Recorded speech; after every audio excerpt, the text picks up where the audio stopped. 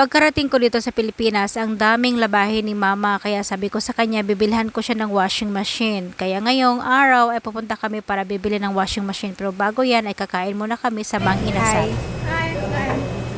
Kuya. Hi. Hi, Jeng. Hi, Lai. Nandito kami ngayon sa Imcor kung saan bibili kami ng washing machine kasi bago ako umuwi dito sa Pilipinas ay nagkasakit ang aking mama. Araw-araw akong tumatawag kay mama kaya sabi niya ang dami daw niyang labahin. Sabi ko sa kanya bibili siya ng washing machine pero ang sabi niya malapit naman daw akong uuwi kaya pag uwi ko na lang daw bibili ng washing machine at ako ang pipili ng washing machine para sa kanya kasi wala na siyang alam.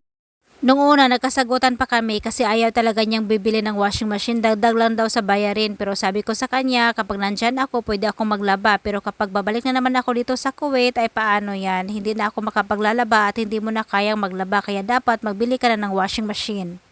At ngayong araw nga ay sabi ko kay kuya na bibili kami ng washing machine. Buti naman ay hindi busy itong kuya ko kaya sumama siya sa amin. Si kuya ko, pamangkin ko at ang anak ko. Automatic yung napili ko at may natira pa akong pera kaya sabi ko kay kuya ay bibili din kami ng gas range. At sabi naman ni kuya ay mabuti din daw na bibili kami ng gas range kasi yung gasol namin sa bahay ay guba na ba. Kaya sabi ni kuya ay bibili na lang din daw kami kasi minsan lalo na ngayon na tag-ulan ay mahirap talaga kumuha ng kahoy. Alam nyo kahoy talaga yung palagi namin ginagamit. Yung dapugan namin nasa loob lang ng bahay. Pero sabi ni kuya, mas maigi na meron kaming pang-emergency na magagamit kapag tag-ulan. At lalo na kapag may klase kasi yung papa ko palagi nasa bukid. Masaya kasi siya sa bukid kasi marami kaming mga tanim doon. Nag-i-enjoy siyang tingnan yung mga tanim niya. Kaya si mama nag-iisa lang sa bahay kasi meron din siyang mga alagang baboy at saka meron siyang tindahan na babantayan. Kaya masasabi kong isa ako sa mga maswerte na anak kasi napakasipag ng mga magulang namin. Ang papa ko sobrang sipag, malaki yung mga lupain namin at hindi lang isa yung lupain, marami kaming lupain. At syempre yung mama ko may tindahan at may alagang mga hayop kahit mga matanda na sila. At ngayon nandito kami sa itaas para magbayad at itong anak ko at ang pamangkin ko nagkatuwaan dito sa mga display na sofa. Nag-selfies lang dalawa pero akala nila selfie, yun pala ay video.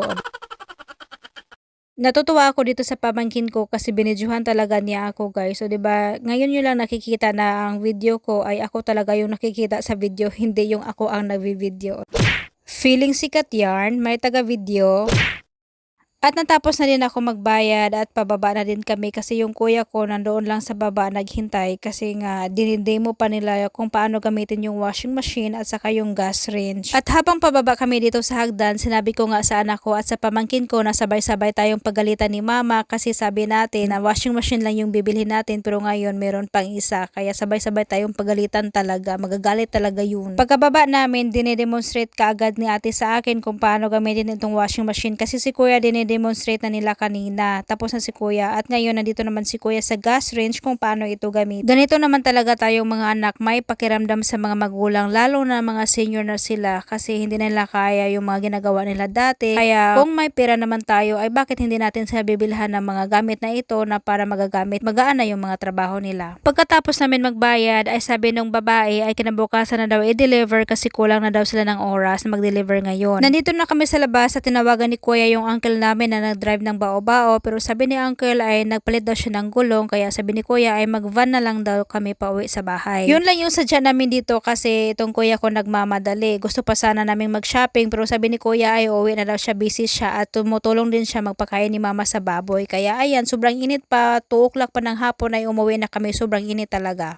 At kinabukasan ay hinatid na nila dito sa bahay at nagulat nga si mama kasi 2 karton yung binaba sa truck. Tinawag ako ng anak ko kaya pumunta kaagad ako dito sa tindahan namin. Mabuti at nandito din si kuya at yung kapatid kong babae tapos yung asawa niya kaya yung brother-in-law ko tulong-tulong sila ni kuya, dinala dito sa kusina yung mga nabili namin. At sabi ni mama, nandito na daw yung dagdag bayarin buwan-buwan, panggas at saka sa kuryente. Pero makikita naman sa mukha niya na masaya siya guys. Ganyan naman talaga, normal na yan sa mga reaksyon ng mga magulang na bibili tayo ng mga gamit na para sa kanila. Parang hindi sila sanay na tayo mga anak ang bibili para sa kanila, di ba? At nandito din si papa sa kusina at same reaction. Nagulat din siya, bakit 2 karton yung dumating? Masarap din sa pakiramdam na tayo mga anak makapagbigay sa mga magulang, o di ba? Tingnan niyo yung mukha ng mama ko guys, sobrang saya niya.